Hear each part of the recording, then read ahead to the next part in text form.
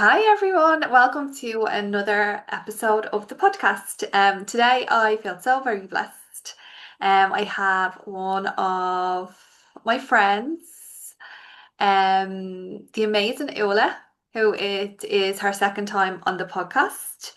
Um, and this is a part of Business and the Taboo series. And today we are going to be chatting with Ula about the Akashic Records and how that can actually benefit your business. So I received support and a reading off Ula with the Akashic. And I really found it so practical, so detailed, and it helped me so much that I wanted to invite her on.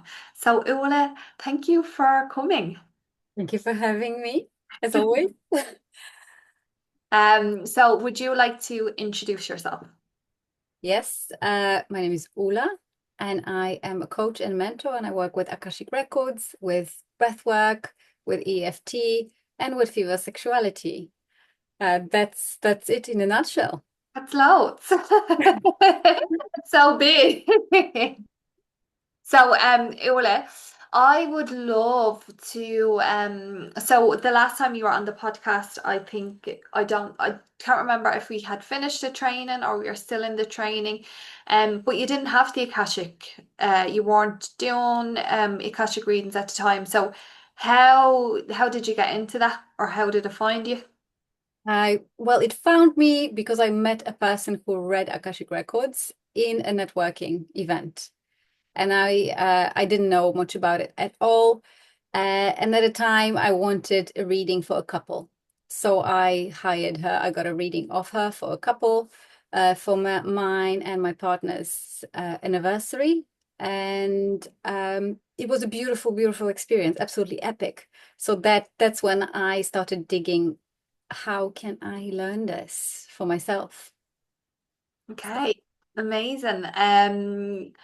And I love how you found that networking event. Yeah. It was a spiritual entrepreneurs networking event. So Yeah. absolutely. That's who you get over there. Okay, amazing. So um you got drawn into it, you end up like kind of like going down a rabbit hole, did you? Yes. So first I went down the rabbit hole, but interestingly enough, I wanted to go down the rabbit hole in my native tongue. So I started reading about it in Polish language, which is the first modality really that I started exploring in Polish. And that's how I found a course in Poland, online, led online, so I could do it here from London. And I learned all about Akashic Records, and I learned that Poland is way more spiritual than I ever anticipated. So I met a lot of people who are into Akashic Records, numerology, into Reiki, and all things in between. So absolutely amazing. Brought me back to my homeland, brought me back to my home language, but also it showed me that I do prefer working in English, but that's besides the point.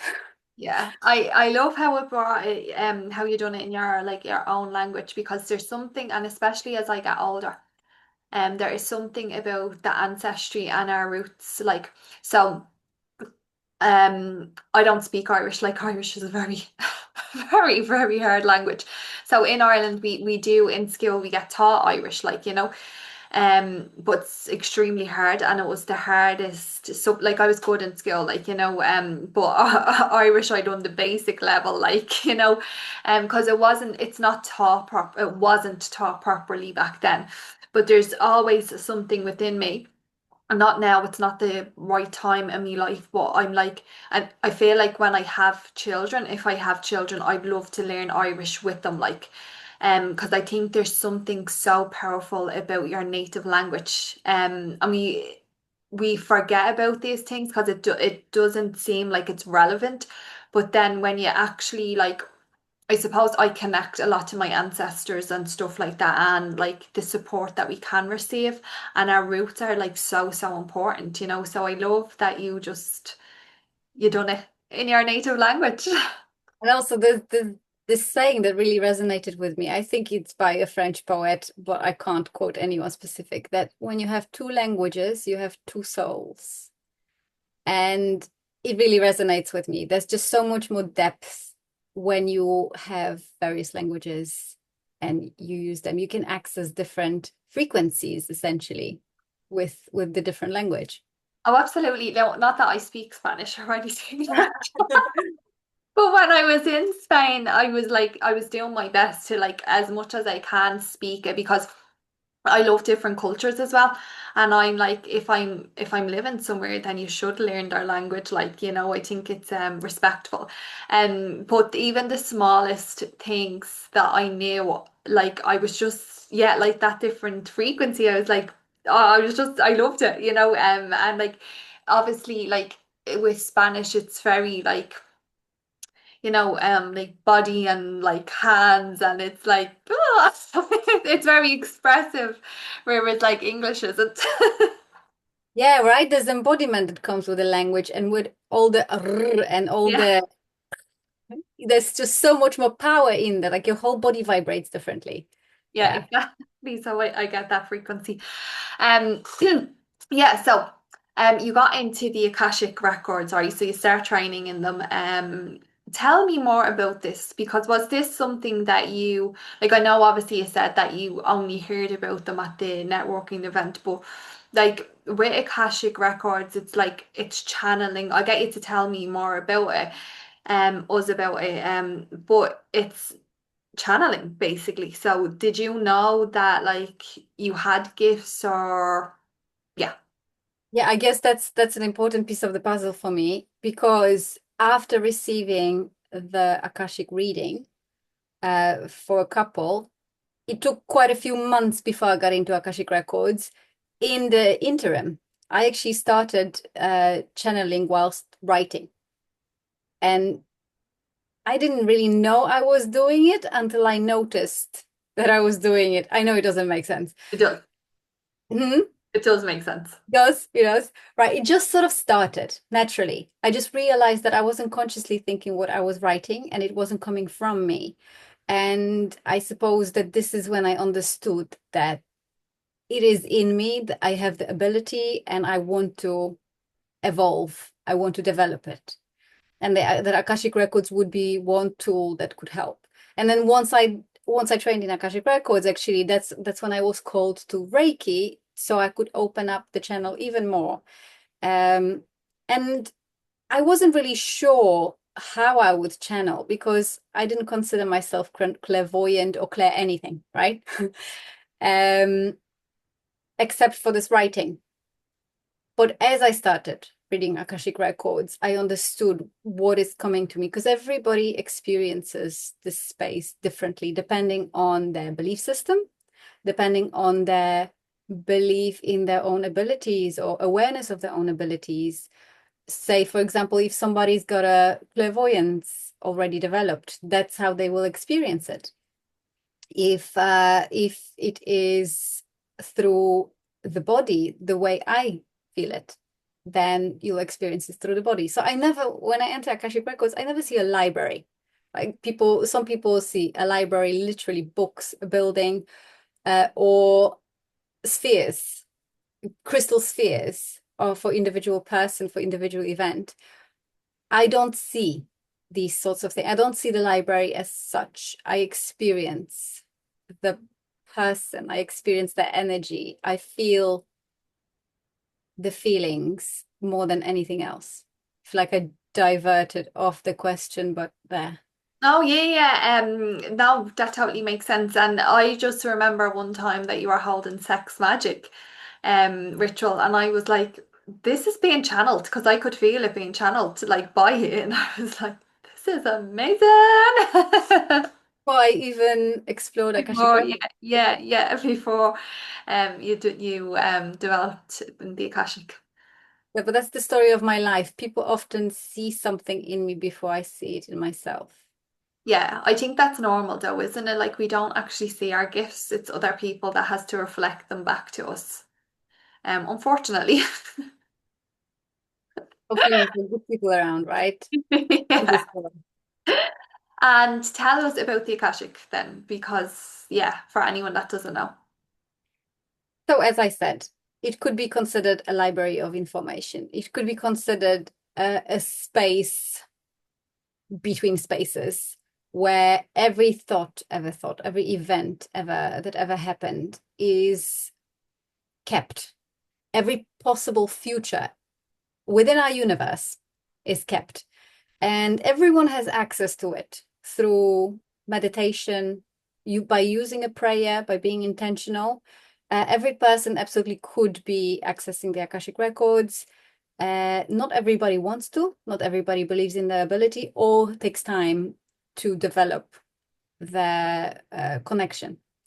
And it deepens every time you go there. So within Akashic records, you can find the information about, again, events, about your emotional blocks, about any karmic imprints, connections with people, anything to do with the past and the present and possible futures.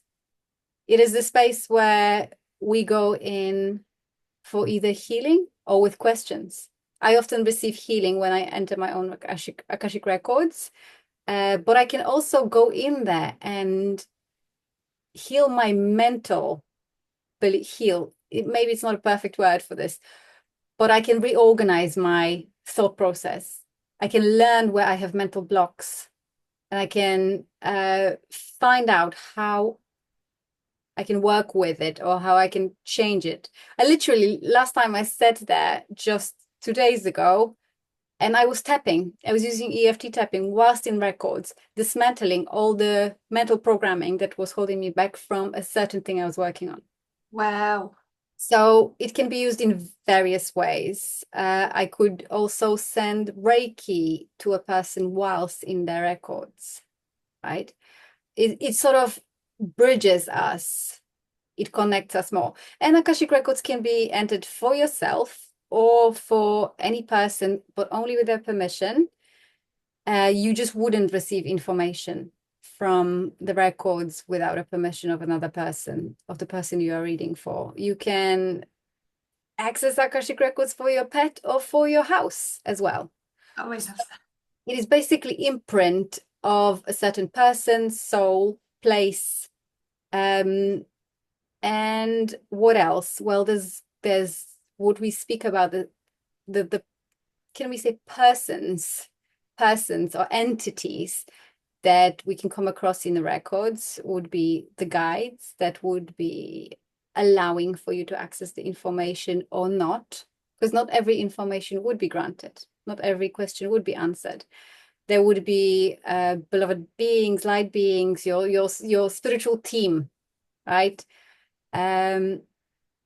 Angelic beings, basically anybody that chooses to show up. We talk about masters of the Akashic records as well, that would be holding the information. To me, it is very intangible. I don't like to use the conscious mind to name it all, describe it all. I allow for this to happen. So, in a nutshell, again. Yeah, and you have to allow it to happen, don't you? Because when you try and put logic to it and make it tangible, it's like impossible. Mhm. You cannot find the words because it's a feeling, isn't it? And often I actually struggle with that, with naming. I recognize something. It's like I know it. When I opened records for you, I knew I've got goosebumps straight away because I felt your highest and greatest version. It's like I sat in front of you, the version of you that has no more, call it limiting beliefs, no more blocks, no more fear, just pure, right? Pure intention, what is possible for you, right? How do you put it into words? Yeah, it's Yeah, you sit in front of the client and you just go, wow, you're epic. Yeah. So that's an interesting point. so in the Akashic Records then you ask questions, is it? Yes. So you as a client come in with this set of questions that would be as open as possible, yet specific. So nothing that could end with yes, no, or you should or shouldn't, right? It is these should be questions that are allowing for the space to. I'm not making this very, very clear right now, am I? Yeah, basically you come with questions, whether it is something you want to find out about your business, uh, what is possible for my business, what has been stopping the money from flowing, why is my love life so messed up? Why do I always attract this kind of person? Or interesting question, where are the flies coming from in my house? I had this question from somebody, and I found where in the house are the flies coming from? It was from the sink. So yeah, it could be all kinds of questions. Um, yeah, some very, very deep and profound, and some basic. And let me just find a source of these flies because I can't stand having a house full of flies. Yeah. Okay, very good. So, like, I would love to like get into a bit more about the business thing. You kind of mentioned it, and I have my own experience. So, like, how how would the Akashic help like a business owner? Like,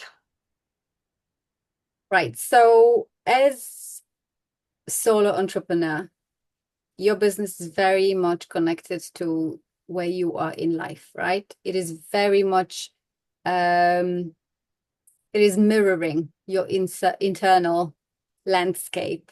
It is every mental block, so or every business block that is there, it is there because of a mental block, right? You got to understand yourself in order for you to develop your business, or without developing yourself, you won't be developing your business. I feel like I'm trying to simplify it too much, but it is very much connected to us, right? It is one of the biggest sort of catalysts to personal development, yeah, starting a business, right? You I have was to. saying, yeah, I was also saying when I recorded a podcast earlier, like that, it's like every piece of your shit comes to the surface when you open a business, especially if you're sole led, like, every single part of your shadows and all the reasons, everything that happened to you in your life that made you play small, that made you be quiet, that like made you not feel confident, like that, like all your money stuff, all this, all that, it just comes and reflects back off you, doesn't it? Yeah. So when it's only you and your business, and you're trying to make this business this structured thing, this thing that goes by the book. This is my account, this is my website, this is my clients, this is my niche. It all is essentially entangled with your personal life and with your blocks. And whenever the client would not sign or leave, it means something about yourself, right? So we continuously meet certain blocks, and we don't keep on changing our mind. We think, is this really me right now, as your business is changing?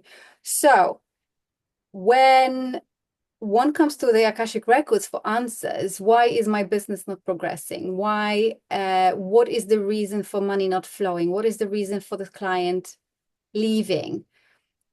By finding that out, you gain clarity, you gain an understanding. And as we know in personal development, the more you know yourself, the easier it gets, right? The more understanding you have for yourself, the easier it is to let go of things, build boundaries, be assertive, open your voice, etc., etc., etc. So it's similar with a business. In Akashic Records, you can find out what exactly are the issues, or what is behind the issues, what no longer serves me, the business, my clients, what can I drop, what no longer aligns with the direction I'm going in. clarity is the best word to describe it all, the overarching word. You gain clarity, you gain understanding. It all just sort of removes the noise and points to the thing that's most important with the right questions, of course. Yeah. And I think that that's really why I wanted us to have a chat about this because like when people think of like spirituality, so like the Akashic Records, like astrology, mediumship, Reiki, whatever, the taboo, the things that are so out there, it's like they wouldn't, you don't need them for business, like, but actually they can give you, like what you said, you can connect to your highest version of you, your highest self, and receive the answers that are just like when you're just like running around in the normal world, in the 3D world, it's impossible for you to access. Um, yeah, and they can be practical advice, so it's not woo-woo.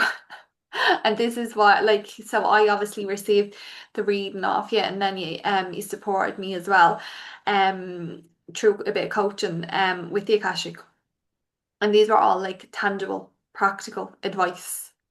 Like, it was like, right, this is what you have to streamline down. I asked questions, you answered.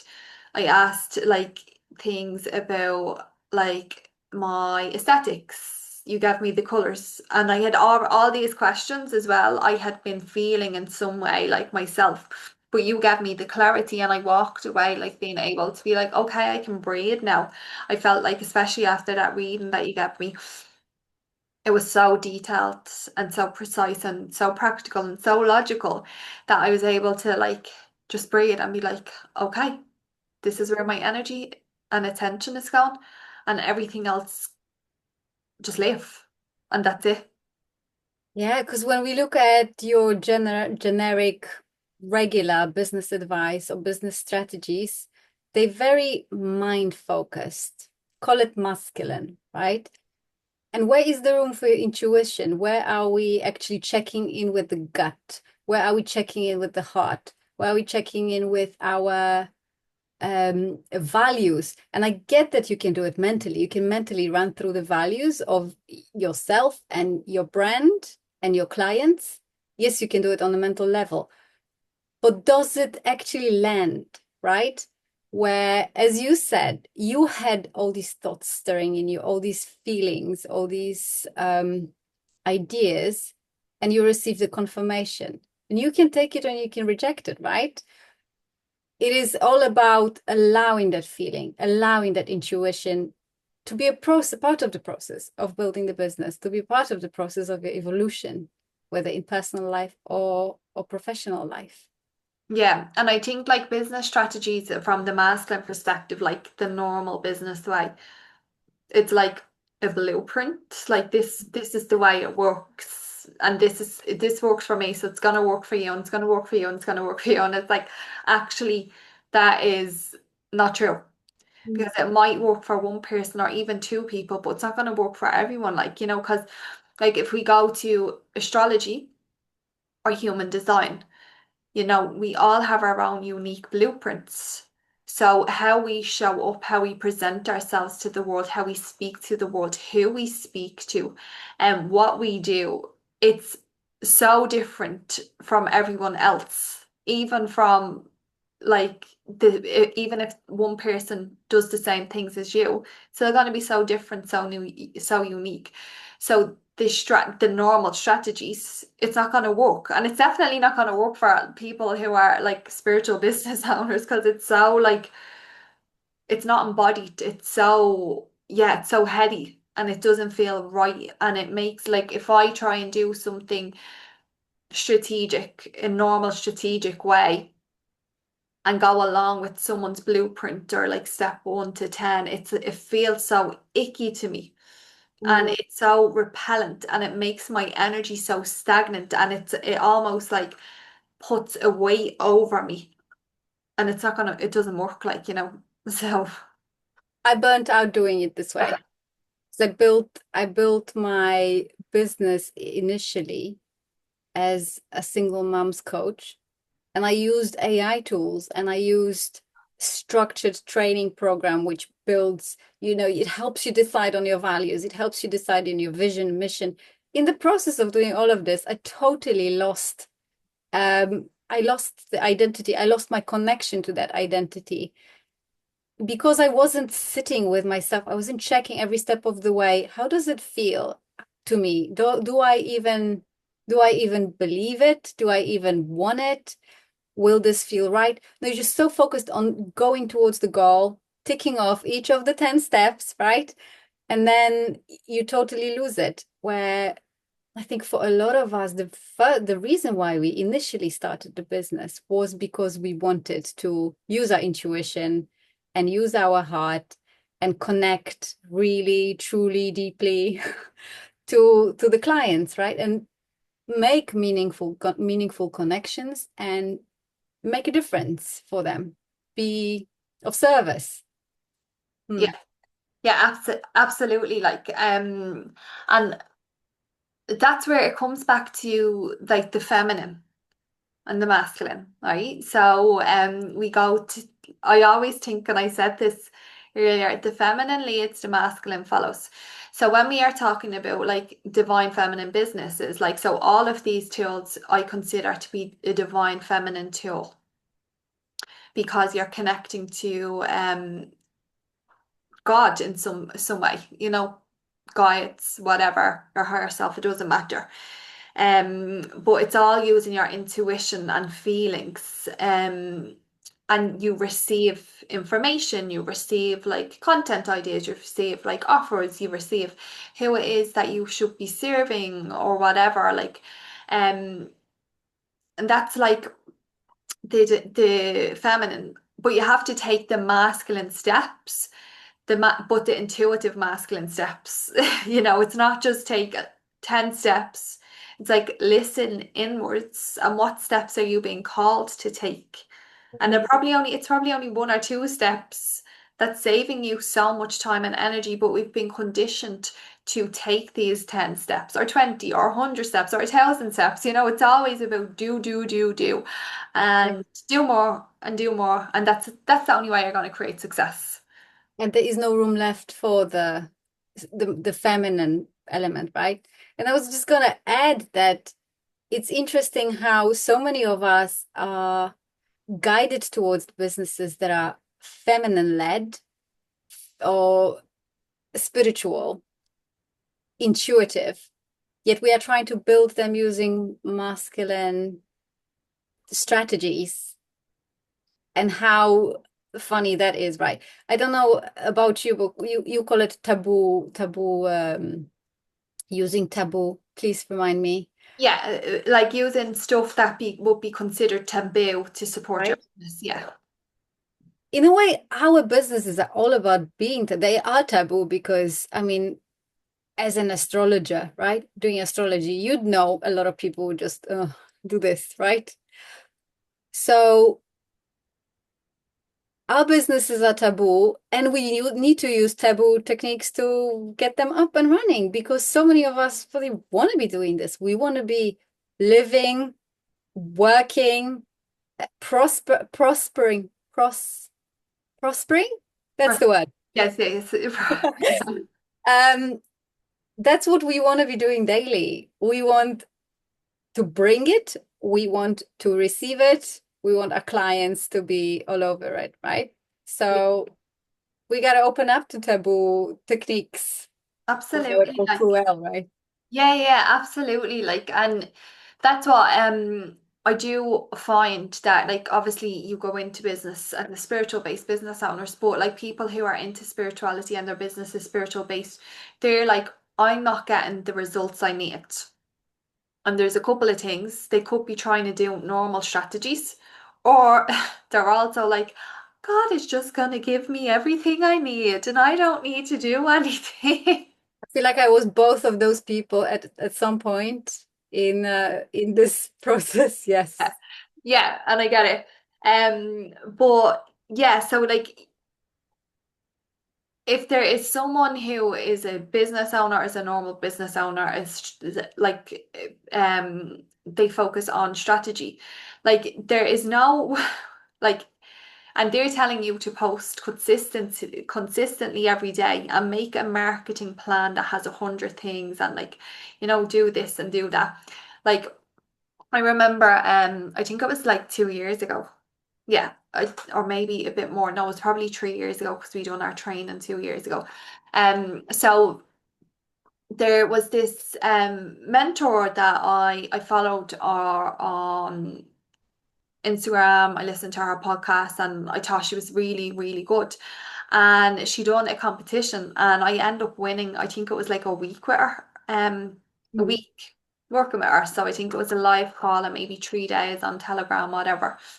And at that stage I was like, oh, I really need business support. And like that, I have like I done even before I done sexuality, I done multiple things. I had astrology, I had mediumship, I had EFT, I had Reiki, so I had a variety of things. And we got to it, and she was like, no, you need to specialize in one thing and one thing only. And that is the only way it works. And it worked for me, and it worked for my clients, and it worked for my mentors. So you have to choose something. And I think that's going to be mediumship for you. And I remember instantly being like, feeling like that. And then but I knew I was like, no, this is so wrong. Like, this is so wrong what she is telling me. Like, and then over the 3 days of Telegram, I wasn't even really engaging with her because I knew she was wrong. I'm so grateful that I did not pay a penny because it was worth over 2.5 grand, and but the message that I got at the time was like, you are going to show people to do it differently, you know? And that's why I got presented with that person, to learn like, well, it doesn't matter if she's successful, it doesn't matter if she is taking tens of thousands in a month and you're like taking in nothing. That's not the way for you, and it's not the way for many people. And it was really like owning your shit as well, like, owning like, no, I actually know my truth and my intuition is saying, no, you're wrong for me. You might be right for you, but you're wrong for me. Mm. And this is where like, again, like a lot of people can be throwing their money out there as well, like, oh, I'm gonna pay somebody, someone successful, so I'm gonna do it their way. But if we come back to like astrology, it's like, no, you have a different like blueprint. So for example, if we go back to the story I just told, I have a Gemini sun, and it's in the 10th house. So Gemini is about variety. Okay, so I need a variety of tilts, and because I'd get bored. And it's in the 10th house, which is all about my career, Yeah. so it's like that kind of happened for me because my soul said no. Like my soul incarnated away. I need loads of tools Yeah. to do what I need to do.